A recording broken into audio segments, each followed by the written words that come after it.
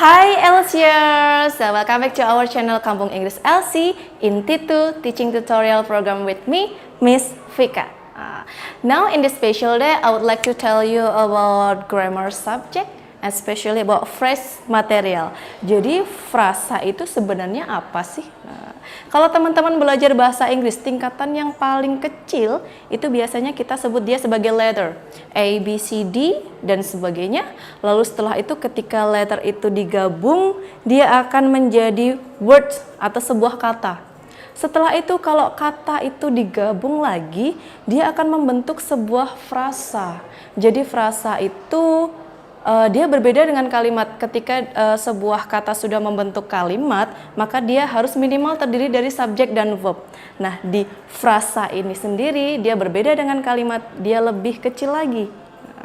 Jadi apa sih sebenarnya frasa? Jika akan menjelaskan sebenarnya frasa itu dia dibagi menjadi beberapa macam. Ada namanya noun phrase, adjective phrase, adverbial phrase, ada namanya gerund phrase, dan masih banyak lagi.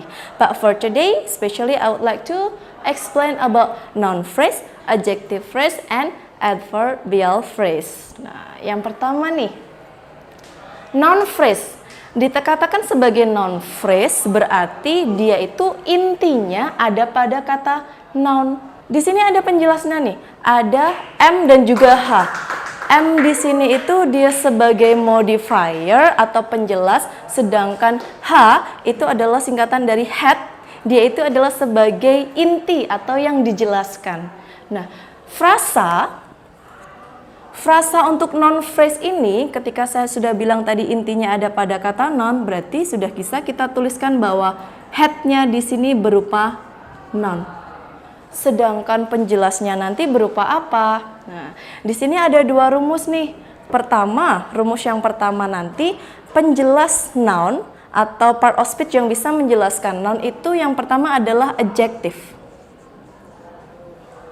Adjective, berarti nanti adverb tidak bisa menjelaskan noun. Nah, kita mau fokus ke adjective dulu nih. Adjective dan headnya berupa noun. Contoh frasanya seperti apa ya? Misalkan contohnya seperti ini. Handsome boy. Kita analisis dulu nih. Handsome itu kelas katanya apa dan boy itu kelas katanya apa? Boy di sini kan orang. Berarti sudah tentu dia adalah noun. Sedangkan handsome ini kan menjelaskan si boy. Sudah seperti rumus yang sebelumnya bahwa yang bisa menjelaskan noun itu adalah adjective. Nah, inilah yang dinamakan sebagai frasa. Berarti dia ini belum membentuk kalimat yang sempurna. Dia hanya bisa dijadikan subjek ataupun objek. Tidak ada kata kerja di sini. Ini yang namanya frasa. Contoh yang lainnya nih, misalkan white skin. Ketika ada contoh white skin, maka headnya itu yang bagian mana? Tentu headnya itu adalah di bagian skinnya. Kenapa? Dalam aturan noun phrase, head itu selalu terletak paling belakang. Jadi skin ini adalah noun dan dia berperan sebagai head yang dijelaskan, dan white-nya ini adalah adjective. Dia mempunyai fungsi menjelaskan noun itu sendiri. Nah, ini adalah rumus yang pertama. Berikutnya rumus yang kedua nih. Selain daripada adjektif, apalagi ya yang bisa menjelaskan noun? Selain daripada adjektif, ternyata noun itu juga bisa menjelaskan noun. Contohnya seperti apa? Berarti head-nya nanti juga berupa noun, modifier-nya juga berupa noun. Contohnya, guru grammar.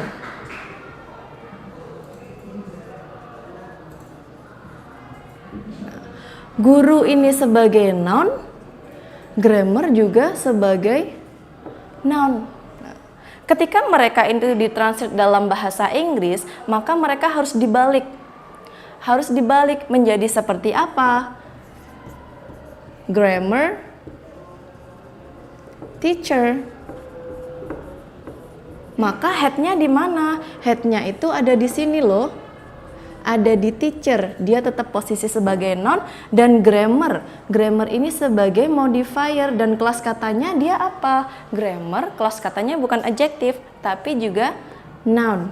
Nah, jadi noun itu juga bisa menjelaskan noun. Contoh yang lain nih, biasanya kalau kita membicarakan toko buku. Toko itu kan termasuk kata benda. Sedangkan buku itu juga termasuk benda. So, how to say in English? How to say in English? Yes. Toko buku, so we can say in English bookstore. Jadi bukan store book ya, harus dibalik. Ketika ketemu noun dengan noun, maka transitnya dalam bahasa Inggris mereka harus dibalik menjadi bookstore. Oke, kalau tadi kita bicara tentang noun phrase, berarti kita move yang kedua nih, ada adjective phrase. Sama seperti noun phrase, kalau kita bicara tentang adjective phrase, berarti dia intinya ada di adjective. Berarti head-nya itu berupa adjective. Nah, sorry, ini adjective ya, bukan adverb. Nah, head-nya ini berupa adjektif, sedangkan modifier atau penjelasnya itu berupa apa sih? Modifier untuk adjective phrase ini, dia hanya bisa dijelaskan oleh adverb. Dan itu pun tidak semua jenis adverb bisa menjelaskan adjektif. Hanya adverb of degree saja yang bisa menjelaskan adjektif itu sendiri. Contohnya nih, adverb of degree itu ada tingkatan. Contohnya ada too, terlalu. So, very, rather, enough, extremely, dan masih banyak lagi tuh contoh dari adverb of degree. Nah, jadi saya ulangi sekali lagi, adjective phrase, adjektif itu hanya bisa dijelaskan oleh adverb of degree, dan posisinya adjektif selalu terletak di belakang. Contohnya, contoh frasanya, ada kata sangat panas, very hot. Coba kita analisis dulu. Hot sesuai tidak dengan rumus yang ada di atas? Nah, hot ini adalah jenis adjektif, kelas katanya adjektif.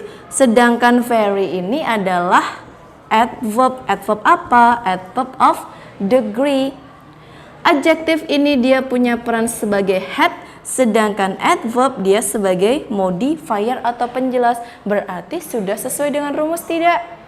Iya, sudah sesuai. Maka kalau kita mau mengungkapkan sangat panas, kita nggak bisa nih mengucapkan dalam bahasa Inggris itu hot very, hot to, hot so. Dia nggak bisa seperti itu. Adverbnya harus berada di depan. Jadinya contoh yang lainnya ada so happy, so sad. Too, ada lagi nih tuh kalau kita pakai too beautiful. Too beautiful berarti dia cantiknya kebangetan ya, sampai terlalu banget deh. Nah, ini yang dinamakan tentang adjective phrase. Oke guys, itu tadi mengenai noun phrase dan adjective phrase. So for adverbial phrase, I will tell it in the next video. So don't forget to like, subscribe, and share it. If you have any question or request, please comment below. See you in the next video. Bye. Mau belajar bahasa Inggris? Ya di Kampung Inggris LC. Hai Elsiers, oke, sebentar lagi kita akan memasuki bulan Desember. Nah, bagi teman-teman yang bingung untuk menghabiskan waktu liburan menjelang akhir tahunnya kemana, kalian ke Kampung Inggris LC aja guys.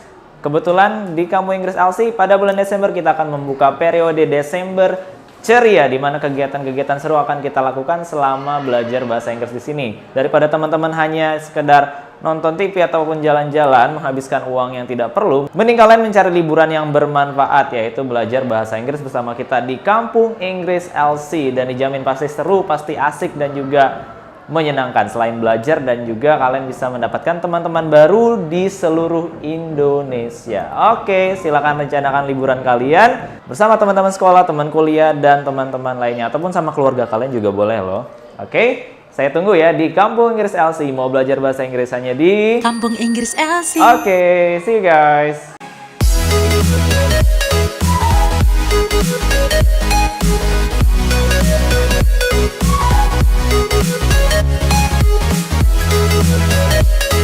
Kampung Inggris LC.